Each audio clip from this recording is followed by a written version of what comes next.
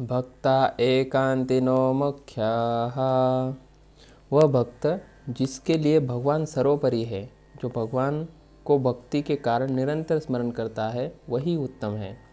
अब इस सूत्र की व्याख्या पर आ गए हैं, जिनमें दो प्रकार की भक्ति बताई गई है। एक उच्च पराभक्ति, दूसरी निम्न अपरा। एक है परम भक्ति, जिसमें प्रेमास्पद से कोई इच्छा नहीं की जाती, कुछ मांगा नहीं जाता, केवल उसमें एकता का अनुभव किया जाता है। दूसरी भक्ति वह होती है जो हृदय में साधना द्वारा प्राप्त की जाती है और फिर धीरे धीरे पराकाष्ठा पर पहुंचती है। अब नारद जी उन भक्तों की बात कर रहे हैं जो अपनी परम भक्ति की पराकाष्ठा में सब सीमाओं का उल्लंघन कर गए हैं। ये वे भक्त हैं जिनका एक ही ध्येय रह जाता है। ऐसे ही प्राणी परम भक्ति को प्राप्त होते हैं। अन्य प्राणियों की दूसरे प्रकार की भक्ति प्राप्त होती है। जो एक ही ध्येय की प्राप्ति में है, वह एक रस में लीन, एकांती, पूर्णतः भक्ति में विभोर, एक ही ईश्वर, गुरु अथवा मंत्र का बिना किसी अन्य विकल्प के ध्यान करता है, वही परम भक्त है। वही सच्चा ध्यानी है, क्योंकि उसका मन सदैव उसके ध्यान में ही लगा रहता है। इस प्रकार वह बिना किसी विक्षेप के सच्ची स्वामी भक्ति व लगन के साथ एक निष्ठ होकर अपने ध्येय की ओर लगा रहता है। ऐसे प्राणी की ही अनन्य भक्ति है। वह अपने प्रेमास्पद से एकत्व स्थापित कर लेने के प्रयास में है और वह भक्ति की पूर्ति है, उसी में उसकी परिपूर्णता है। इस कारण निस्संदेह ऐसे भक्त ही सर्वोपरि है, सर्वश्रेष्ठ है और भक्तों में शिरोमणि है। ऐसी दिव्य आत्मा तो भगवान से तादात्म्य प्राप्त कर ही लेती है। उसमें न मुक्ति की आशा है, न वह अपना कोई अंत ही चाहती है। उनको तो भगवान से प्रेम प्राप्त करना है, उसको पा जाना है, उसी में रमे रहना है। उसके अतिरिक्त कोई अभिलाषा ही नहीं रह जाती है। ऐसे भक्तों की मानसिक दशा अगले सूत्रों में बताते हैं। कंटा अवरोध रोमांचाश्रुभिः परस्परं लपमानाः पावयन्ति कुलानि पृथ्वीं च। अवरुद्ध कंठ, रोमांच, अश्रुपूर्ण नेत्रों से जब वे परस्पर टूटे फूटे शब्दों में बात करते हैं, तो वे अपने कुल को ही नहीं वरन समस्त पृथ्वी को पवित्र करते हैं। अवरुद्ध कंठ, टूटे फूटे अति धीमे शब्द ही उनके मुख से प्रेमास्पद भगवान के सम्मुख निकल पाते हैं।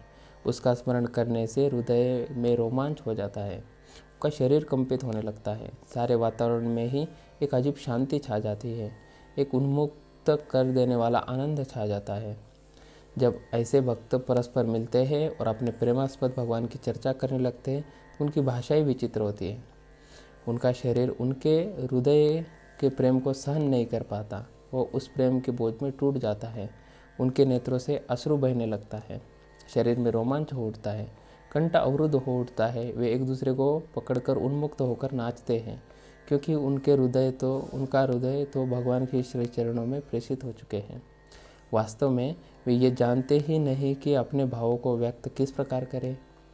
इसके पहले ही कि वे भगवान का नाम अपने मुख से निकाले, वे आनंद के कारण रोने लग जाते हैं, क्योंकि वे मूक आनंद अवस्था में उसका नाम स्मरण आते ही खो जाते हैं। उनके अंदर का जो भगवान है वह आश्चर्यजनक रूप से उनमें इतना शक्तिमान हो जाता है, फिर क्या बात करे, क्या व्यक्त करे। नारद जी का कथन है, यह आवश्यक नहीं कि ऐसे प्राणी जगत के लिए कुछ करे ही। ऐसे प्राणी अपने कुल जाति का ही गौरव नहीं वरन पूरी पृथ्वी को गौरवान्वित करते हैं। क्यों? क्योंकि ऐसे भक्त की शारीरिक सीमाएं टूट जाती है। परम भक्ति में जब उनका मन और बुद्धि पिघल कर भगवान के अनंत प्रेम सागर में समा जाता है, तो फिर शारीरिक सीमाएं कहाँ रह जाती हैं। जब वे बैठकर परस्पर भगवान का स्मरण करते हैं, तो उससे समस्त जगत को लाभ ही होता है। ऐसे भक्त संतों का वैभव निम्नांकित सूत्रों में वर्णित है।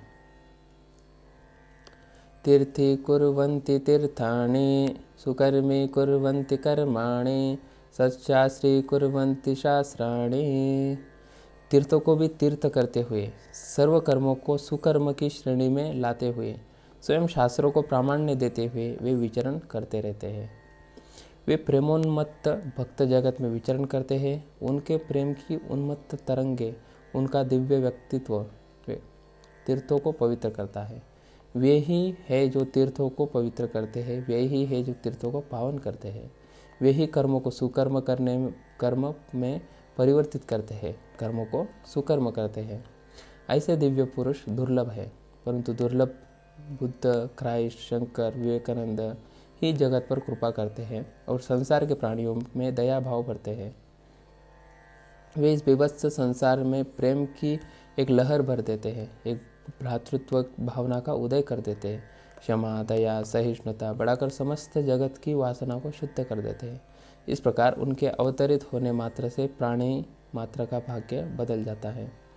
इस प्रकार समस्त संसार का व्यापार ही उच्चतर हो जाता है, क्योंकि उच्च प्राणी ही है जो कि संसार को उच्च बना सकते हैं।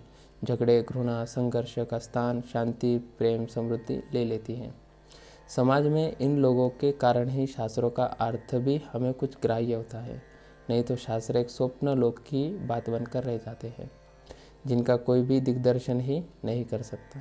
इसीलिए इनके बिना न तो शास्त्रों का अर्थ ही हमारे सामने प्रकट होता है, न ही कोई शास्त्रों के विषय की प्राप्ति ही कर पाता। ये सारे शास्त्र अप्रमाणित ही रह जाते हैं, क्योंकि इन संतों का जीवन ही प्रमाण बनकर शास्त्रों को सच्चा घोषित करता है। शास्त्र सच है, इसका प्रमाण संतों का जीवन ही है। इन संतों ने प्रलोभनों, वासनामय संसार के मध्य में त्रुटिपूर्ण तन, मन और बुद्धि के क्षेत्र में ही संयम से उस पर विजय पाकर, परिस्थितियों को कुचल कर उन पर विजयी होकर दिखा दिया कि जीवन किस शक्ति और स्फूर्ति से जिया जा सकता है। जब हम बुद्ध, शंकराचार्य, क्राइस्ट, विवेकानंद की ओर देखते हैं तो कहीं कोई वस्तु अप्रिय तो हमें दिखाई नहीं पड़ती। उल्टा उनके त्याग तथा उनमें मनुष्य मात्र के प्रति प्रेम में एक सत्य, शिव सुंदरता का संदेश मिलता है। एक प्राणी का जीवन ऐसे दृष्टांत बन जाता है कि सारा संसार उनको आदर्श मानकर वैसा जीवन व्यतीत करना चाहते हैं। इसके विपरीत अपना ही जीवन देखिए, अपने स्वार्थ में हम कितने रत हैं और अपने स्वार्थ हेतु हम कितना कष्ट उठाते हैं। ये महान पुरुष शास्त्रों को नया प्रामाण्य देते हैं, उनमें नया विश्वास पैदा करते हैं।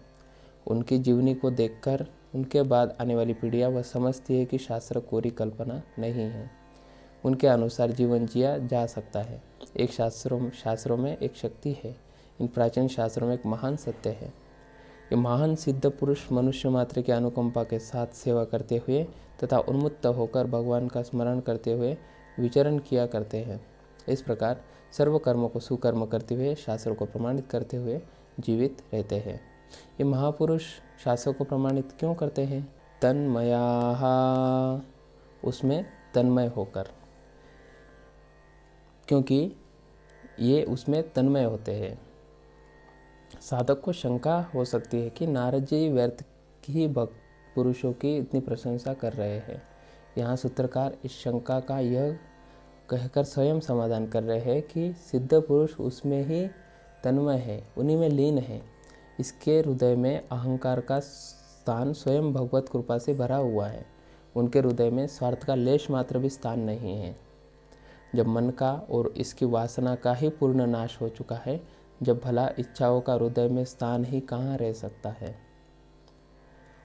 उन्हें इसका ज्ञान न हो, परंतु उनकी उपस्थिति मात्र तीर्थों को तीर्थ बनाती है, कर्मों को सुकर्म करती है, शास्त्रों को प्रामाण्य देती है। कोई स्थान बड़ा है, इस कारण प्राणी वहाँ जन्म लेकर बड़ा नहीं होता, परंतु महान प्राणी जहाँ निवास करते हैं वह स्थान महद हो जाता है। ऐसे प्राणी स्वयं धरती पर चलते फिरते भगवान हैं, उनका शरीर ही भगवान का सच्चा मंदिर है। ये भक्त अपने हृदय में गर्भगृह में सदैव दिनों के लिए भगवान से प्रार्थना किया करते हैं। बोधि वृक्ष के सन्मुख नतमुख होने के लिए सभी प्राणी जाते हैं। वे इस कारण नहीं जाते कि वृक्ष महान है, वरन इस कारण से जाते हैं कि महान पुरुष बुद्ध उसके नीचे बैठा था। भगवान बुद्ध के कारण बोधि वृक्ष महान हो गया। वो इस कारण महान है क्योंकि गौतम ने गया में अमरत्व की प्राप्ति की। जिस स्थान पर ऐसी सिद्ध आत्माएं रहती है वह स्थान तीर्थ बन जाता है। कोई भी प्राणी महानता पहाड़ से उधार नहीं मांग सकता, परंतु एक बार सांसारिक बंधनों को त्याग कर स्वयं महान बनकर दूसरों को भी महान बना सकता है। जब ऐसे भक्त दिव्यता के परम क्षेत्र में पहुंच जाते हैं तो उस दिव्य स्वरूप में इतने ओतप्रोत हो जाते हैं कि फिर वे जो करते हैं वह सुकर्म हो जाता है, जहाँ विराजते हैं वो तीर्थ हो जाता है, सारा वातावरण ही दिव्यता से ओतप्रोत हो जाता है। इस प्रकार परम भक्ति को प्राप्त हुआ भक्त समस्त जगत के लिए शुभ और परमानंद देने वाला है। मोदन्ते पितरो नृत्यन्ति देवताः सनाथा चेयं भुर्भवति। पितरगण आनंदी होते हैं, देवता हर्ष से नृत्य करते हैं, स्वयं ये पृथ्वी भी सनाथ हो जाती है। अभी पूर्व के सूत्र में ये बतलाया गया है कि किस प्रकार सिद्ध पुरुष तीर्थों में तीर्थ को पवित्र करते हैं, कर्मों को सुकर्म करते हैं और किस प्रकार स्वयं धरती को सनाथ करते हैं। इस सूत्र में सिद्ध पुरुष का प्रभाव अव्यक्त जगत पर क्या पड़ता है ये बताते हैं। जब कोई भक्त भक्ति की उस अवस्था को प्राप्त हो जाता है जिसमें उसका हृदय प्रेम से उत्प्रेत हो जाता है, जब वो निरंतर परमानंद के अश्रु में से स्नान करता है, तब हमारी संस्कृति के माता पिता पितरगण अपने अपने जगत में आनंद से नाचने लगते हैं। देवतागण भी आनंद उन्मत्त होकर ऐसे पुरुष के सन्मुख नृत्य करते हैं। इसका ध्यान रखना चाहिए कि भक्ति पर यह व्याख्या देने वाले नारद स्वयं एक परम भक्त हैं। यहाँ पितरव शब्द से शरीर से संबंधित पूर्वजों की भावना नहीं है। जब कोई ऐसा सिद्ध पुरुष परम भक्ति का ऐसा जीवन व्यतीत करता है, तब उसके समस्त पूर्व जन्म सफल हो जाते हैं। हमारी संस्कृति का विकास करने वाले हमारे समस्त पूर्वज, पूर्व के महान ऋषिगण, अध्यात्म मार्ग पर चलने वाले सभी सच्चे साधक, ये सभी परम भक्त की वो भक्ति देखकर आनंदित हो जाते हैं। उनके सम्मिलित प्रयास, सांस्कृतिक अभिवृद्धि, उनके व्यक्तिगत त्याग, सभी उस एक प्राणी की सफलता में सफल हो जाते हैं। सत्य की प्राप्ति कर सिद्ध हो जाने के पश्चात ऐसे सिद्ध पुरुष अपने मन को प्रेम से ओतप्रोत कर लेते हैं और जगत के विकास और उत्थान का नया माप मात्र बना देते हैं। इस सूत्र में जो देवता और पितर का नाम है, उससे वास्तव में पुण्यात्मा पुरुष का अर्थ ग्रहण करना चाहिए। पृथ्वी का नाम भूदेवी भी है। भूदेवी का अर्थ है भगवान की पत्नी। जब धरती सनात हो जाती है तो वह वैधव्य का शोक नहीं करती है। भगवान की परम शक्ति का आभास सिद्ध पुरुषों की चारों ओर व्याप्त रहता है। इस प्रकार धरती पुनः सनात हो उठती है और परमेश्वर उस भक्त के रूप में उतर कर स्वयं उन सभी आसुरी प्रवृत्तियों का नाश करते हैं जो अभी तक धरती को पीड़ित कर रही थी। वो पुकार कर कहती है, क्योंकि कोई मेरी रक्षा करने वाला नहीं है, अतः वे लोग स्वार्थ में मतवाले होकर मुझ पर अत्याचार कर रहे हैं। परंतु जब ऐसा सिद्ध पुरुष अवतरित हो जाता है तो वही उसका रक्षक है, जो प्रचलित अधर्म का नाश करके पुनः धर्म की स्थापना करता है। इस प्रकार पृथ्वी अर्थात पृथ्वी पर निवास करने वाले प्राणी मात्र को एक रक्षक की उपलब्धि होती है। स्वप्न से जाग जाने के पश्चात स्वप्न में उत्पन्न भय फिर हमारा पीछा नहीं करता। इसी प्रकार जब सिद्ध पुरुष सत्य की पुनः स्थापना करते हैं तो उससे वे सभी तर जाते हैं जो उनके साथ होते हैं। एक बार सत्य की प्राप्ति के पश्चात जब ये सिद्ध पुरुष पुनः संसार की चेतना अवस्था में लौटते हैं तो दिन रात उस दिव्य ईश्वर के वैभव के गुणगानों के अतिरिक्त और कुछ नहीं कर पाते। वो दूसरों को इस मार्ग पर ले जाने के लिए आतुर घूमते हैं जिस पर स्वयं उन्होंने इतने आनंद की अनुभूति की है। इस कारण एक बार उस दिव्य अनुभूति की प्राप्ति कर लेने के पश्चात उस सिद्ध पुरुष का यही ध्येय रह जाता है कि वह समस्त प्राणियों के हृदय में व्याप्त अंधकार को दूर कर सके। इस प्रकार पैगंबर, अवतार, संतगण या बुद्ध जो संसार में पुनः धर्म और नैतिकता का प्रचार कर गए, वे वस्तुतः संसार में एक नई पवित्रता भर गए। नास्ति तेषु जाति विद्या रूप कुलधन क्रियादि भेदः। उनमें ऐसे सिद्ध पुरुषों में कोई जाति, विद्या, रूप, कुल, धन, क्रिया आदि के भेद नहीं होते हैं।